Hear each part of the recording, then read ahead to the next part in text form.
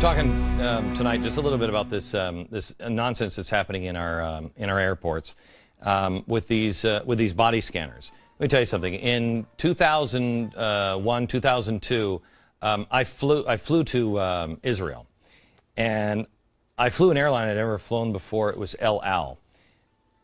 I was going for the press. I went on a trip. I didn't really even know where I was going exactly. Somebody else had arranged it. The ticket was purchased right away. I mean, I sent off every warning signal could. They kept me and questioned me for 3 hours. They made me plug in all of my broadcast equipment and everything else. I didn't know if we were going to make the plane. My wife and I, they actually walked us to our seats and we sat down, and then they handed me a steak knife when they served dinner.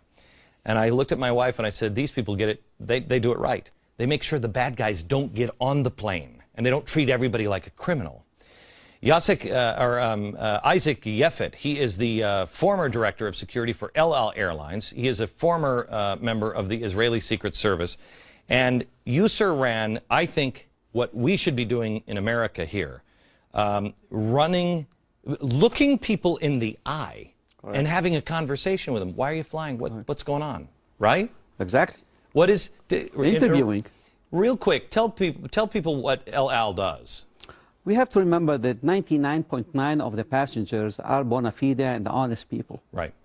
Now we have to make sure that we will have qualified and well-trained people that know how to approach the passengers. Now, no one likes to be under interrogation. But when we tell the passenger that we are here to make sure that your flight will be safe and secure, and you arrive at your destination safe. I don't think there's any problem. Your airline questioned me for 3 hours.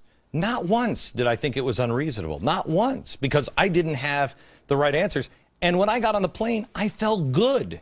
I knew nothing was going to happen to the plane. Nobody was going to take this plane over. In your case, you were exceptional. Because normally we don't do it for 3 hours unless there is need to make sure that the passenger is clean 100%. Right. There is no chance that he will blow up the aircraft or he will hijack the aircraft. Right. Now, how we do it? Once we come to the passenger and we explain to him that we ask him to help us, to help him. Yeah. Well, that's what you did. For his security. The reason why it took the 3 hours is because I had to make contact. They said, well, tell us who lined this all up. And I couldn't get a hold of them. And so that's why it took so long. That's right. Could we afford the security that El Al provides? Why not? Sure. You know, I wrote to the TSA and to the Congress. I had the honor to testify 3 times in the Congress. Once after Pan Am over Lockerbie, and twice after September 11. And they know exactly how our system works. Nobody gets rich off that. You know, I just lined these out on why these scanners are being purchased, these 4 things. Best way to protect. I think it's a combination of it's okay, but my friends get rich. It's top-down, bottom-up revolution, and it'll give people a chance to make villains and heroes. Do you think these are accurate? I'll tell you, I'm not looking to have something extraordinary. All what we do is very simple work. We deal with life. And all what we want to do is very simple, to make sure that when we release you to the ticket counter with your luggage, we are convinced that you are clean. Here's the thing. When I am, because I've gone through the TSA, in several cities, TSA is good. They look at you, they listen to you, you can tell that they're thinking. Some cities, Seattle, I've noticed this. I have been there. Yeah, I thought that was pretty good. For America. It's not El Al, but it's America. I've been in New York. I almost said to somebody, in fact, my wife said, don't we want to get on the plane? I almost said, could you look out that window? Because that's where the 2 buildings used to stand. They didn't even look. They looked at my driver's license, but never looked up at me. Can we hire, I mean, how many veterans do we have that are good people who are trained, you know, at least to be alert? That's who El Al hires, right? Correct. I mean, everybody is military, ex-military.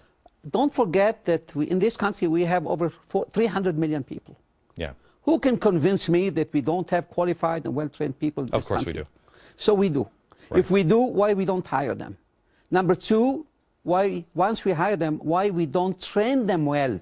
Not few hours or 2-3 days, and then to let them run the show at the security checkpoint. We have already enough experience with bad security. Look what happened September 11. 19 terrorists. Yeah. For God's sake, 5 at each security checkpoint. No one stopped them when they were carrying with them forbidden items to the aircraft, and we know the results. Okay. Look, America, here's the thing. This can be done. El Al is the example of what we should be doing. Not spending all this money in technology. Forget about the technology. Let's use people, shall we? You tell me, which would you feel better? Would you feel more secure having more technology or having some of our returning troops have everybody who's wearing those uniforms know that those are returning troops who have been trained to do it? Let them retire from the service and go work for the TSA. Which do you feel better? More technology or U.S. military that's been trained? Back in a second.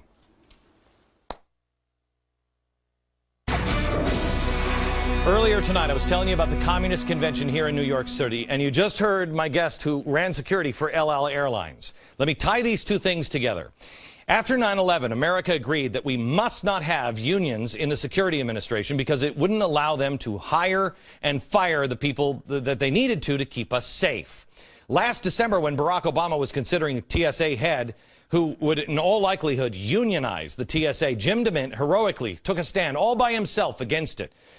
He got Homeland Security Secretary Janet Napolitano to admit that she favored unionization. She said, quote, "I go back to the basic point that I do not think security and collective bargaining are mutually exclusive, nor do I think that collective bargaining cannot be accomplished by an agency such as the TSA, blah, blah, blah, blah, blah." Well, once again, the TSA is one step closer to unionizing. By the way, all of the Democrats, all of the progressives always said no unions in government until JFK signed an executive order.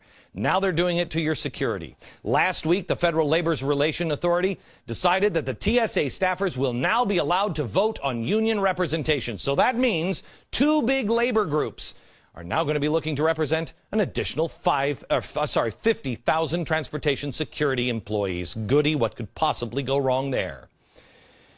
Well, let me show you. It goes back to the communists. Here's a communist in D.C. I told you.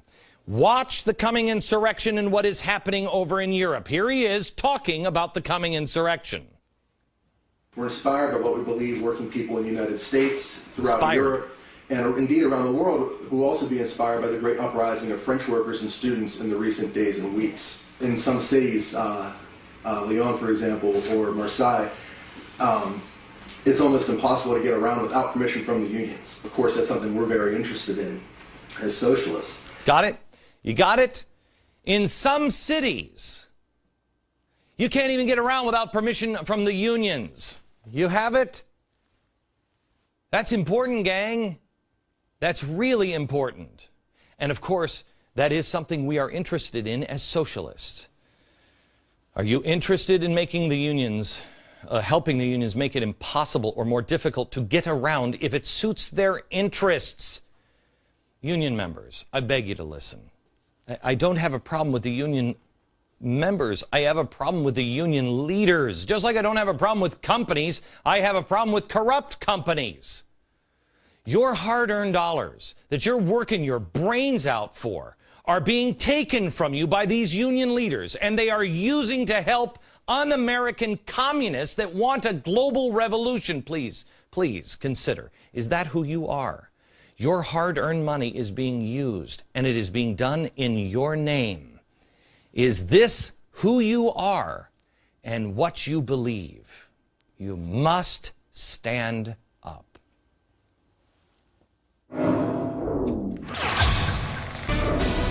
Well, this week I gave SNL some new comedy lines, and the mocking has already begun. There is apparently no need to stock up on food.